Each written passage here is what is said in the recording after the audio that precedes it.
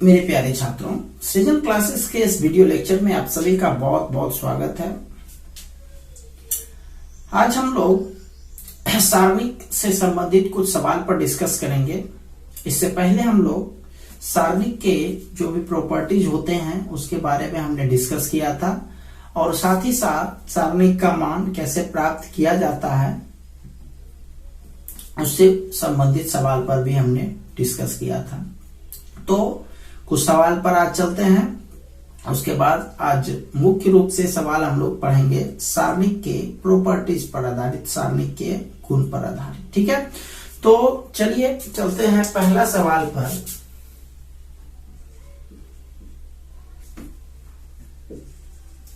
पहला, मान निकालें। जो पढ़ चुके हैं उसी टाइप का 5 - 2 6 - 4 मान निकालना है। ठीक है, ये तो पढ़ भी चुके हैं, फिर भी क्या हो जाएगा, ये गुना करते हैं, कोना कोनी गुना करते हैं। इसमें 5 चौके -20, फिर माइनस का चिन्ह देते हैं, फिर ये कोना गुना करते हैं। तो ये हो गया गुना करके 6 दूनी -12 और माइनस तो बीच में पहले से होता है यानी +12, यानी ये हो गया -8। ठीक है, मान निकाल।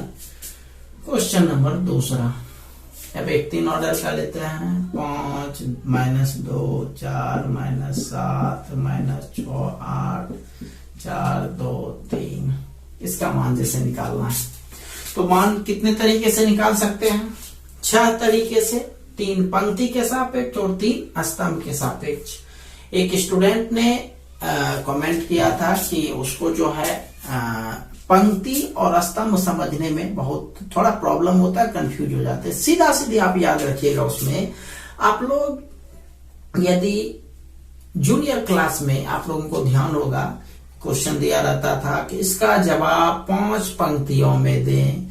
तो पंक्ति क्या करते थे, एक लाइन, फिर उसके नीचे दूसरा लाइन, उसके नीचे तीसरा लाइन होता था ना।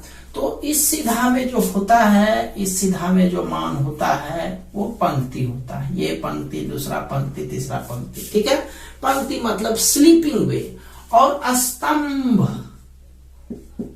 स्तंभ खम्भ माना खंभा, यानी यह खड़ा होता है, यानी स्टैंडिंग वे में जो भी होगा वह स्तंभ होगा और स्लीपिंग वे में जो होगा वह पंक्ति होगा। ठीक है, चलिए फिर आते हैं सवाल पर। तो 3 पंक्ति और 3 स्तंभ के सापेक्ष हम लोग वर्क करेंगे। इसमें से किसी एक से हम लोग बना सकते हैं, जिससे आप भी आपको बनाने का मन है उससे बना सकते हैं। हम बना रहे हैं आपको प्रथम पंक्ति के सापेक्ष। आपका मन है जैसे बना सकते हो, एक से वो बता रहे हैं, वो भी निगेटिव हो रहा है इसलिए बता रहे हैं इसको। तो पहला सदस्य कितना है, 5 हो गया। ठीक, 5 का मतलब 5 के सीधा वाला नहीं लिखना है, तो ये वाला सीधा और ये सीधा नहीं लिखना है। -6 8 2 3। क्लियर।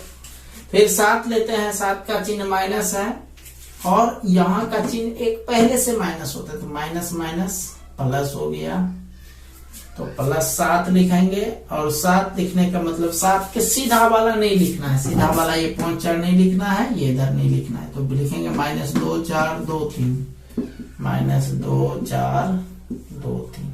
ठीक है, अगला है 4। यहाँ का चिन्ह पहले से प्लस होता है तो 4 देंगे, और माइनस होता तो माइनस और ये प्लस, प्लस गुना माइनस, माइनस हो जाता। तो खैर 4 दिए। अब 4 के सीधा वाला नहीं लिखिएगा, यानी -2 4 -6 8, -2 4 -6 8। ये हो गया। अब इसको कैलकुलेट कर दीजिए। ये हो गया -18 -8 दूनी 16 +7 3 दूनी -6 -4 दूनी 8 +4 -8 दूनी 16 माइनस यहाँ देंगे, लेकिन ये गुना करके -24 हो रहा है तो +24। ये हो गया 5 × -34 7 इंटू -14, 4 इंटू 8, -170 -98 +32। इसको जोड़ते हैं, -268 +32 6 25।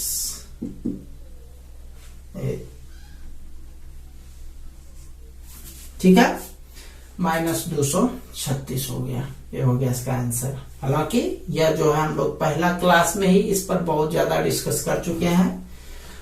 तो ये था आज का दूसरा सवाल। चलते हैं तीसरा सवाल पर।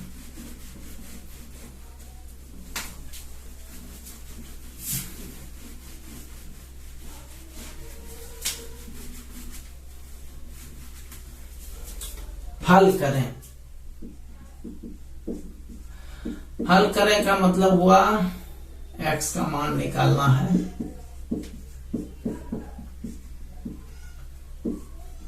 तीन 4 9 2x 8 3 5 4 जैसे ये सवाल है। तो चूंकि यह क्या है, डिटरमिनेंट है, सीधा लाइन है, ये डिटरमिनेंट है। और यदि ऐसे रहता तो उसको हम लोग बोलते मैट्रिक्स।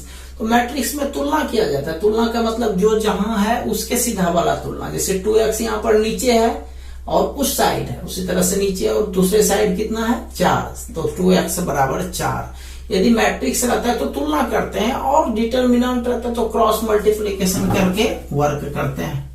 तो क्रॉस करते हैं इसको, 3 दूनी 6x, घटाओ इसको गुना करते हैं 9 चौके 36, राइट।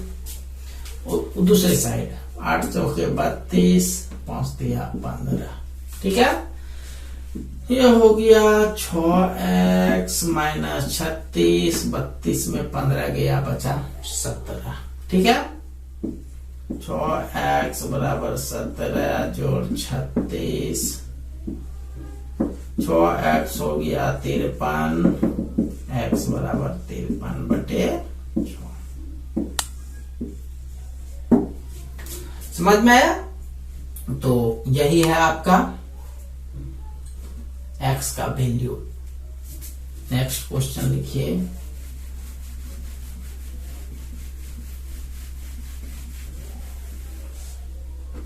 क्वेश्चन नंबर एक तरह से चौथा, यदि a बराबर 8 - 3 2 4। देखो किस रूप में क्वेश्चन दिया गया है, ये मैट्रिक्स का चिन्ह है, इतना बराबर इतना। तो साबित करें, पीटी मना साबित करें, मॉड ऑफ 3a बराबर 9 मॉड a। ठीक है, यहां मैट्रिक्स का चिन्ह है, लेकिन ये वाला डिटरमिनेंट या मॉड बोल सकते हैं, उसका चिन्ह है। सॉल्यूशन तो इसमें करेंगे क्या भाई, इसमें सबसे पहले हम लोग 3a का मान निकाल लेते हैं। 3a अंदर में है लेकिन 3a निकाल रहे हैं।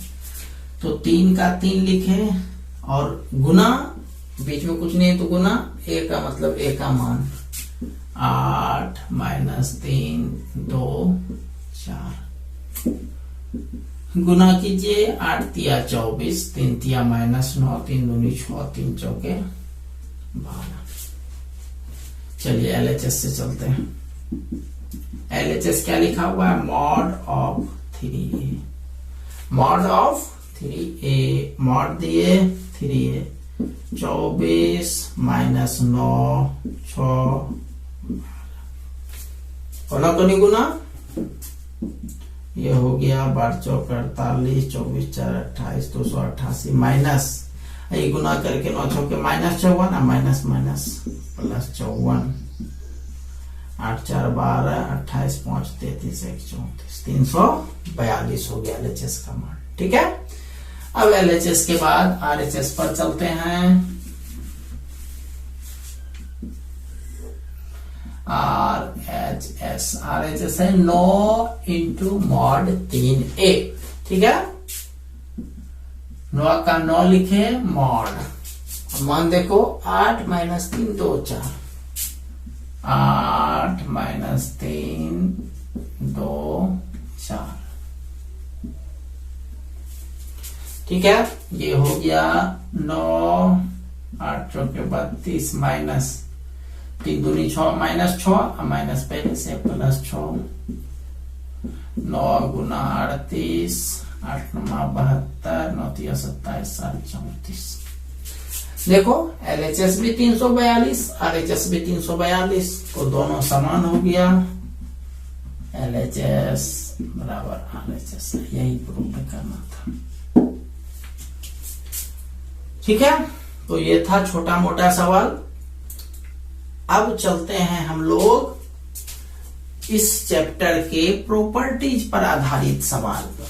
प्रॉपर्टीज पर आधारित सवाल पर अब चलते हैं।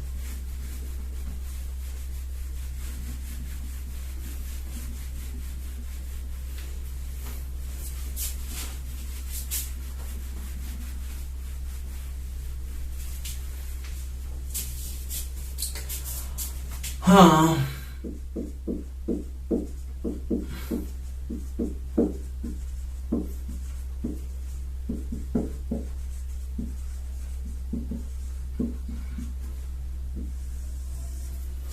Problems based on properties.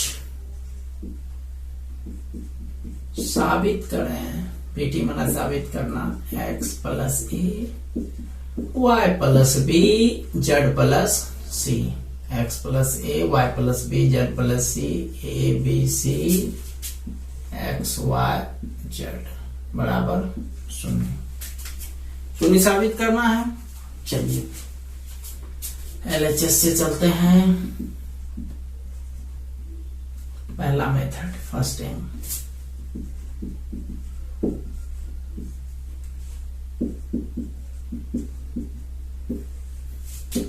x plus A Y plus B Z plus C, A B C x Y Z.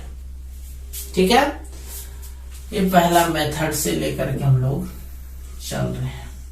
ध्यान दीजिए, जो प्रॉपर्टी पढ़े हैं वही सब हम लोग यूज करेंगे। तो आपको ध्यान होगा कि इसमें किसी भी दो पंक्ति को जोड़ने घटाने या किसी संख्या से गुणा कर जोड़ने घटाने से इसके मान में कोई परिवर्तन नहीं होता है। तो हम लोग करें क्या, कॉलम 2 में कॉलम 3 को जोड़ देते हैं। लिखते हैं कॉलम 2 के लिए कॉलम 2 प्लस कॉलम 3। ठीक, तो ये लिखते हैं कॉलम 2। कॉलम 1 में तो कुछ नहीं करना है, तो 1 आप उतार दो, x प्लस ए Y plus B Z plus c. दूसरा में देखो क्या है, दूसरा कॉलम में ए बी सी है और तीसरा कॉलम में एक्स वाई जेड है। तो इस तीनों में इस तीनों को जोड़ दीजिए, तो ये हो जाएगा a plus x b plus y c plus z. A plus x b plus y c plus Z, x Y Z. Right, अब देखो यह मान, ये तीनों मान आपस में कौन सी है, बराबर है। ये तीनों मान आपस में क्या है, बराबर है। तो जब बराबर है तो हम लोग इसके बदला क्या लिख सकते हैं, रिजल्ट 0 लिख सकते हैं। वजह आपको प्रॉपर्टी में बताए हैं कि यदि कोई दो पंक्ति या स्तंभ समान हो तो उसका मान 0 होता है। तो ये था आपका पहला मेथड। चलते हैं दूसरा मेथड पर। LHS x plus A Y plus B Z plus C, A B C x Y Z. ठीक है, अब देखिए इसमें क्या करें हम लोग, पहला कॉलम में दूसरा कॉलम को घटा देते हैं या फिर तीसरा कॉलम में दूसरा कॉलम को जोड़ देते हैं। तो ये लिखते हैं C3 के लिए C3 प्लस C2। तीसरा कॉलम में दूसरा कॉलम को जोड़ देते हैं। तो पहला तो यही हो जाएगा x प्लस ए, Y plus B, Z plus c, और दूसरा भी ए बी सी।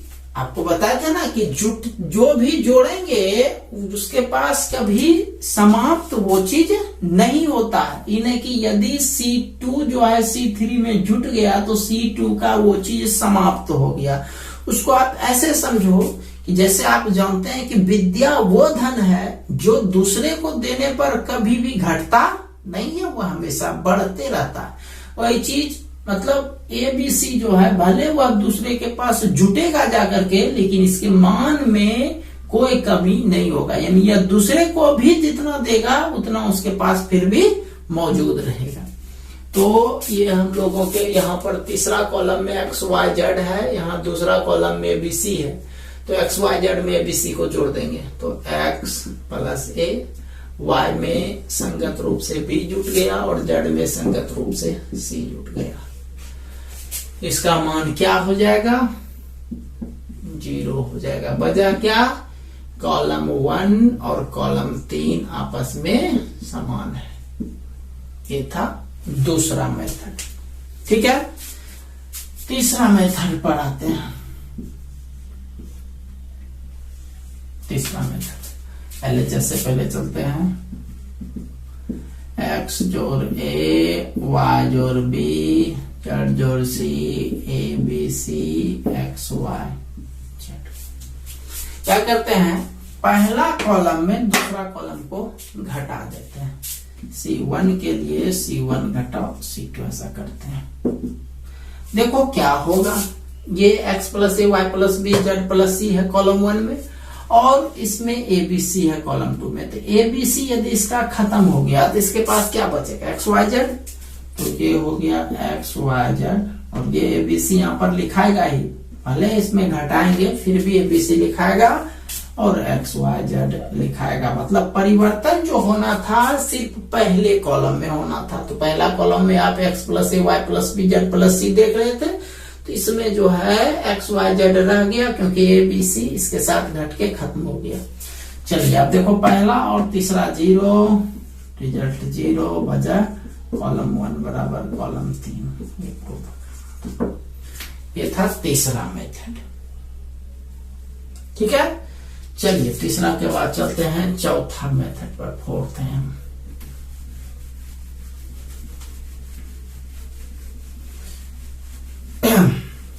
चौथा मेथड। ठीक है, अब देखो वही चीज जो तीसरा में किया सेम वही चौथा में करते हैं। क्या करते हैं भाई कि कॉलम 1 में इस बार कॉलम 3 को घटाते हैं। कॉलम 1 के लिए कॉलम 1 घटाओ कॉलम 3। ठीक है, तो देखो भाई अब 3 घटेगा, 3 घटने का मतलब एक्स वाई जेड घट जाएगा, तो इसका एक्स वाई जेड निकल जाएगा, तो सिर्फ ए बी सी रह जाएगा। तो A B C x Y Z. ठीक है, अब ये दो को कॉलम सेम हो गया, इसमें भी एबीसी से भी एबीसी, तो इसका मान 0 हो गया चूंकि कॉलम 1 बराबर कॉलम 2। ये हो गया आपका चौथा मेथड। ठीक है, चलिए चलते हैं पांचवा मेथड पर।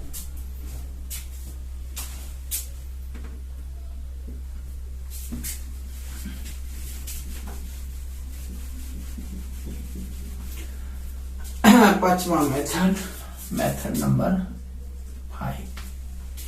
देखो इस बार मिक्स वर्क करते हैं। मिक्स इसमें पहले सबसे पहले में जोड़ करके बताए, दूसरे में घटाव करके, पहला दूसरा जोड़ करके, तीसरा चौथा घटाव करके, और ये पांचवा नंबर जो है उसमें क्या करेंगे? मिक्स। मतलब क्या कि इसमें जो है ये पहला कॉलम रहने देते हैं, बाकी दो को जोड़ करके पहला में घटा देते हैं। यानी ये लिखेंगे कॉलम 1 के लिए कॉलम 1 घटाओ कॉलम 2 प्लस कॉलम 3। कॉलम 1, तो कॉलम 1 में 2 और 3 को घटाते हैं। तो कॉलम 1 में x प्लस ए, Y plus B, Z plus c है, उसमें दूसरा और तीसरा को जोड़ के घटाएंगे। तो आप देखो दूसरा तीसरा में a और x है, ए एक्स को जोड़ करके ए और एक्स में घटाएंगे तो रिजल्ट क्या बचेगा? 0। इधर भी 0, इधर भी 0। A B C x Y Z, क्या हो गया रिजल्ट भाई? 0। अब जब सब 0 तो इसका मान 0। कारण आपको याद है, आपको एक प्रॉपर्टी बताया गया था जिसमें यह बताया गया था कि किसी एक रो या किसी एक कॉलम का प्रत्येक सदस्य शून्य हो तो उसका मान 0 होता है। देख रहे हो, पहला कॉलम सीधा खंभा की तरह है, यानी स्तंभ, तो पहला कॉलम बराबर 0,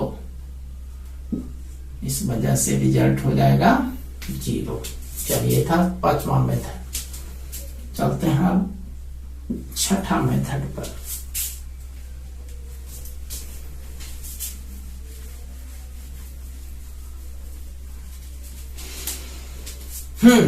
तो इसमें आपको एक और चीज वो याद होगा कि यदि हम लोग किसी पंक्ति या किसी स्तंभ में, हम लोगों को किसी पंक्ति या किसी स्तंभ में 2 सदस्य योग के रूप में दिया गया है, उसको 2 अलग अलग सारणिक के योग के रूप में लिख सकते हैं।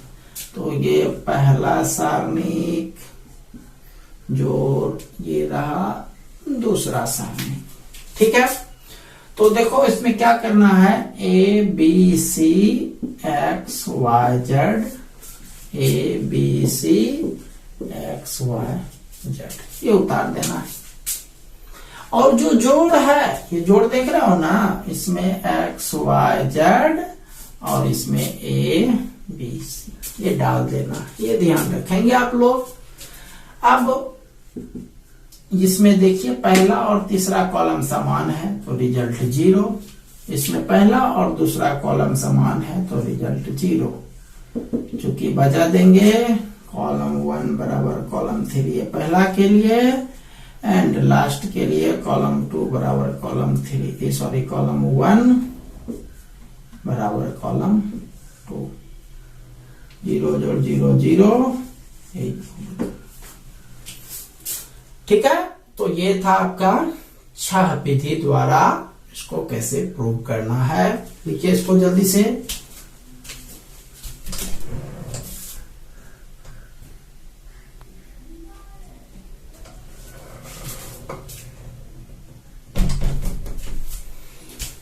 चलिए 6ठा के बाद चलते हैं 7वां मेथड पर।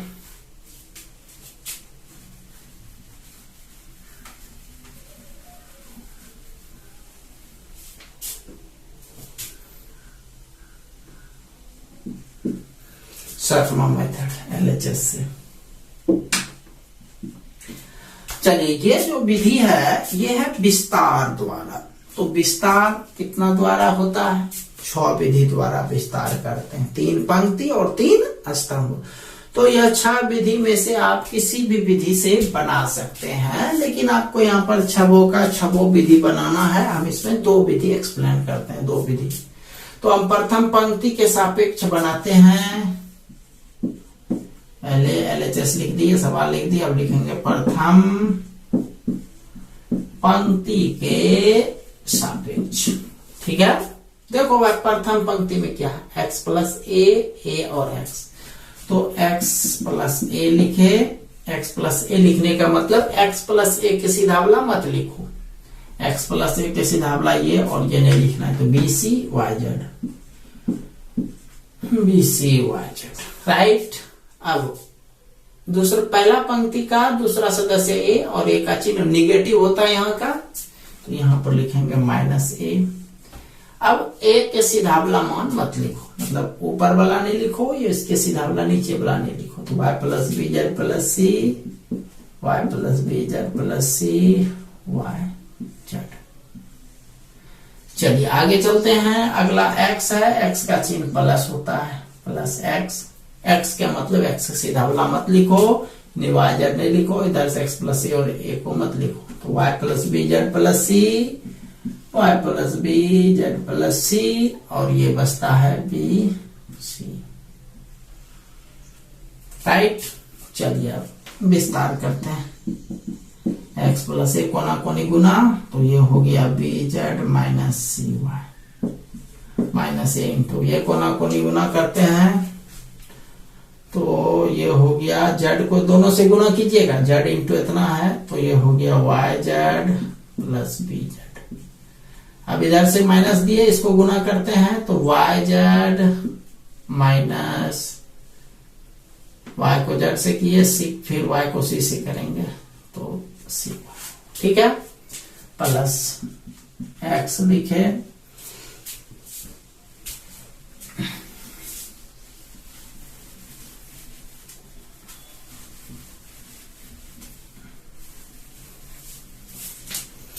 एक्स लिखे इंटू, अब इसको गुना करते हैं तो y प्लस बी इंटू सी है, तो c जो है पहले y से गुना हो जाएगा सी वाई प्लस बी सी, घटाओ फिर b जो है इससे गुना हो जाएगा तो B Z minus B C minus B C. देखो कुछ कट रहा है,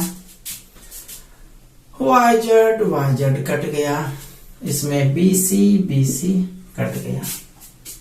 चलिए अब मल्टीप्लाई करते हैं, x को दोनों से a को दोनों से। गुना करने में एक चीज आपको बता दें, हालांकि वो कोई विशेष मायने नहीं रखता है, लेकिन फिर भी आप ध्यान रखेंगे। जैसे मान लिया जाए p को गुना किया जाए y प्लस ए जेड से, इसे गुना किया जाए, ठीक है, प्लस ए जेड प्लस बी एक्स, इस तरह से गुना किया जाए तो p को y से जब गुना करेंगे तो पी वाई तो होगा ही, लेकिन क्रम ध्यान रखना है। एबीसी में जो क्रम पहले आता है उसको पहले लिखे, जो क्रम बाद आता है उसको बाद लिखे। मतलब पी वाई से गुना करेंगे तो p का मान ऐसे भी पहले आता है, एबीसी जब पढ़ते हैं तो p पहले आता है तो p लिखेंगे फिर y लिखेंगे, फिर p जब इससे गुना हो जाएगा तो p ए जेड मत लिख दीजिएगा, क्योंकि आप जानते हो सबसे पहले ए आएगा, एबीसी पढ़ेंगे तो उसके बाद पी आएगा तब जेड आएगा, तो इसको ए पी जेड लिखिए। हालांकि आप किसी कहीं भी लिख सकते हैं, गलत नहीं है, बट स्टैंडर्ड फॉर्म के लिए ध्यान रखना है। इसी तरह से p को जब बी एक्स से गुना करेंगे तो p का मान b के बाद आता है तो बी पी एक्स ऐसे लिखना हो, ठीक है, ये चीज आप ध्यान रखिएगा थोड़ा गुना करते वक्त। चलिए आते हैं अब इसको गुना करते हैं, वो तो आप समझ ही गए थे कटाने के बाद। x जो है दोनों से गुना हो जाएगा तो x बी जेड, तो ये हो जाएगा बी एक्स जेड, x फिर उससे गुना हो जाएगा minus C x y, a इससे गुना हो जाएगा plus A B Z minus a फिर से गुना हो जाएगा ए सी वाई, फिर a यहां पर दोनों से गुना होगा minus A B Z minus गुना minus minus plus A C Y, ठीक है। अब उसी तरह से x गुना हो जाएगा इससे प्लस सी एक्स वाई ये माइनस बी एक्स जेड। देखो कुछ कट रहा है, b x z plus minus cut गया, सी x Y minus plus cut गया, A B Z plus A B Z minus cut गया, सी वाई कट गया बराबर 0। ये किसे विस्तार किए थे? प्रथम पंक्ति के सापेक्ष।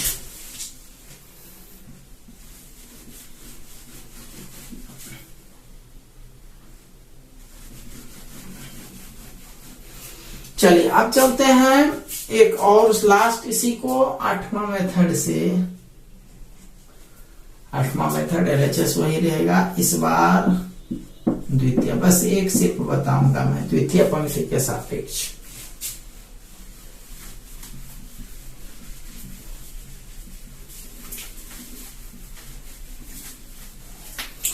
द्वितीय पंक्ति में देखो क्या है भाई, ये y plus B B Y, द्वितीय पंक्ति ये स्लीपिंग में y प्लस बी बी और y। तो विस्तार करते हैं, इसका चिन्ह तो आपको पता होगा माइनस होता है, तो माइनस लिख दिए y plus B into Y plus B के सिधावला मत लिखिए ए सी एक्स जेड, ठीक है। फिर b यहाँ का चिन्ह प्लस होता है तो प्लस बी के सिधावला मत लिखो, ए सी मत लिखो, इधर मत लिखो, तो x प्लस ए जेड प्लस सी एक्स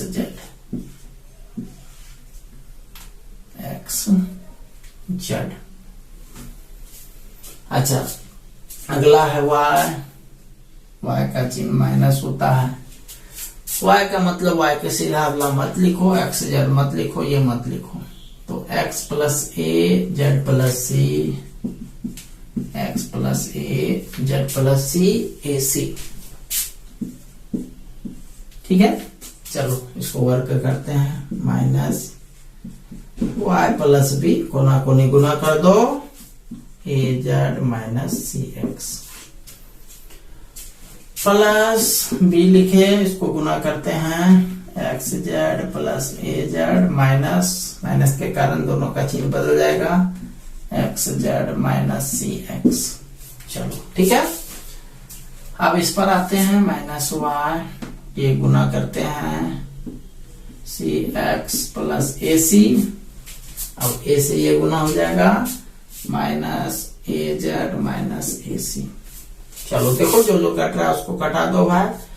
जैसे इसमें एक्स जेड कट गया, इसमें ए सी कट गया, बाकी को गुना करते हैं, माइनस इससे गुना हो जाएगा, माइनस ए, माइनस बाहर ही छोड़ देते हैं, A Y Z minus C x Y,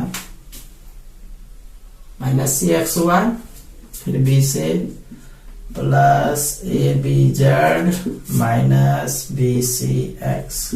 ठीक है, चलो ये हो गया गुना होकर के, B A B Z minus B C X minus C x Y plus A Y Z, minus से गुना करते हैं, minus A Y Z plus C x Y minus A B Z plus B C X plus A B Z minus B C X minus C x Y plus A Y Z.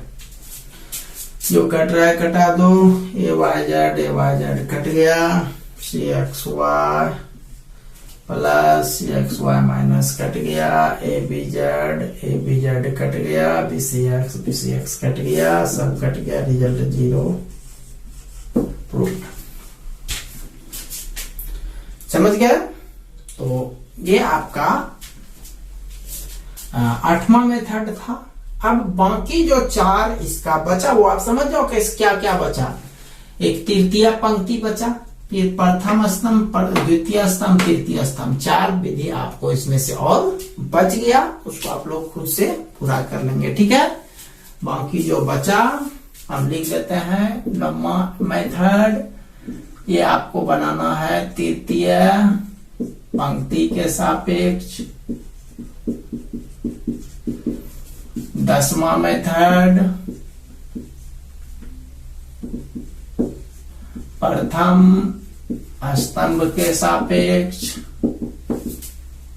11वां method द्वितीय स्तंभ के सापेक्ष। और 12वां method तृतीय स्तंभ के सापेक्ष। ठीक है, तो ये आपका एक सवाल था जो 12 मेथड से पूरा किया गया। चलिए पूरा कर लीजिए, वर्क लिख लीजिए इसको।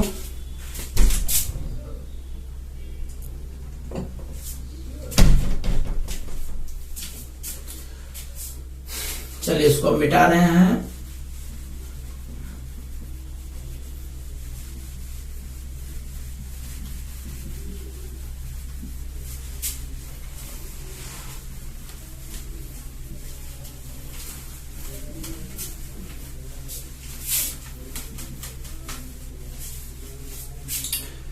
चलिए सवाल लिखिए आप। वर्क सबसे पहला नंबर एनसीईआरटी से।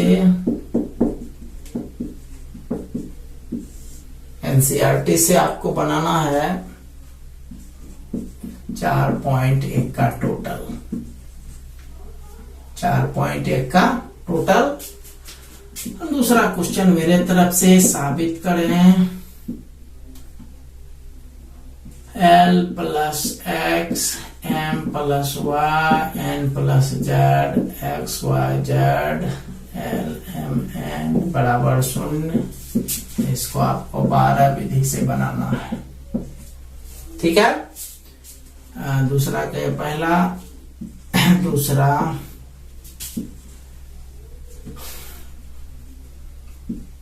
ए plus b A B c p q r a plus p b plus q c plus r. इसको कितना बराबर 0 प्रूव करना है। इसको भी आपको 12 विधि से बनाना है। तो टोटल वर्क हो गया आपका 12 12 24, ये 4 28 और एनसीईआरटी में 8 क्वेश्चन उसमें भी है। तो 12 12 24 4 28 28 8 36 क्वेश्चन आप लोगों को वर्क दिया गया है। ठीक है, तो इस वर्क को आप लोग पूरा कर लीजिएगा। कुछ और सवाल, कुछ प्रॉपर्टीज पर और सवाल लेकर के हम लोग अगली क्लास में हाजिर होंगे। तब तक के लिए आप सभी का बहुत बहुत धन्यवाद।